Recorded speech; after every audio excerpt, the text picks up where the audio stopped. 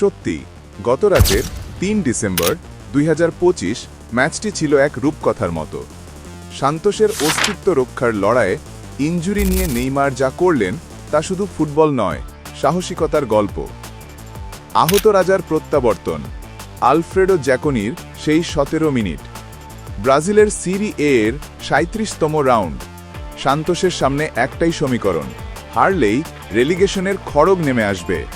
প্রতিপক্ষ জুভেন্টুস, তাদের মাঠ আলফ্রেডো জ্যাকোনি স্টেডিয়ামে খেলা, বাতাসের ভারী হয়ে আছে দুশ্চিন্তায়। নেইমার জুনিয়র মাঠে নামলেন, কিন্তু তিনি সম্পূর্ণ সুস্থ নন। বাঁ হাঁটুতে পুরনো সেই মেনিসকাসের চোট, ডাক্তাররা আগেই বলেছিলেন বিশ্রাম নিতে। কিন্তু নিজের ছেলেবেলার ক্লাব যখন ধ্বংসের মুখে, তখন কি আর রাজা ঘরে বসে থাকতে পারেন? ব্যথানাশক ইঞ্জেকশন আর হাঁটুতে টেপ পেঁচিয়ে তিনি নামলেন যুদ্ধের ময়দানে। প্রথমার্ধ, শঙ্কার কালো মেঘ। প্রথমার্ধটা ছিল হতাশার। সান্তোসের খেলা অগোছালো, জুভেন্টুস বারবার আক্রমণে আসছে। গ্যালানিতে থাকা সান্তোসের গুটি কয়েক সমর্থকের চোখে তখন পানি, মনে হচ্ছিল আজই বুঝি সব শেষ। নেইমার খুঁড়িয়ে খুঁড়িয়ে হাঁটছেন, বলের নাগাল পাচ্ছেন না। ৫৫তম মিনিট, ঝড়ের পূর্বাভাস। দ্বিতীয়ার্ধের ১০ মিনিট যেতেই দৃশ্যপট বদলে গেল।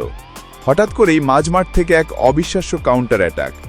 ইনজুরিতে কাতর নেইমার মুহূর্তের মধ্যে যেন ফিরে পেলেন তার পুরনো গতি। বল পায়ে নিলেন, ডিফেন্ডারদের ফাঁকি দিয়ে ঠান্ডা মাথায় গোলকিপারকে পরাস্ত করলেন। গোল, ১-০।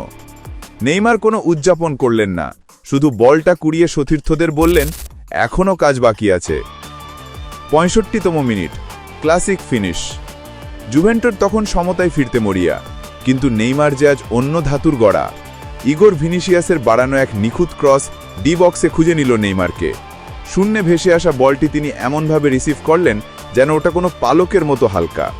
১ সেকেন্ডের ভগ্নাংশের শট এবং দ্বিতীয় গোল। স্টেডিয়ামের স্বাগতিক দর্শকরাও তখন স্তব্ধ। মাত্র ৯ মিনিটের ব্যবধানে এক আহত বাঘের কাছে তারা ধরাশায়ী। ৭৩তম মিনিট, হ্যাটট্রিক এবং মুক্তি। ম্যাচের ৭৩ মিনিট, ডি বক্সের ভেতর লাউতারো দিয়াজকে ফাউল, রেফারি পেনাল্টির মাসি বাজালেন। বল হাতে নিলেন নেইমার, পুরো স্টেডিয়াম পিন পতন নীরব। নেইমারের সেই আইকনিক রান আপ এবং গোল, হ্যাটট্রিক। মাত্র ১৭ মিনিটের ঝড়ে নেইমার একাই জুভেন্টুসকে চূর্ণ করে দিলেন। সান্তোস জিতল ৩-০ গোলে। ম্যাচ শেষে নেইমার যখন খুঁড়িয়ে খুঁড়িয়ে মাঠ ছাড়ছিলেন, তখন তার চোখে ছিল আনন্দাশ্রু।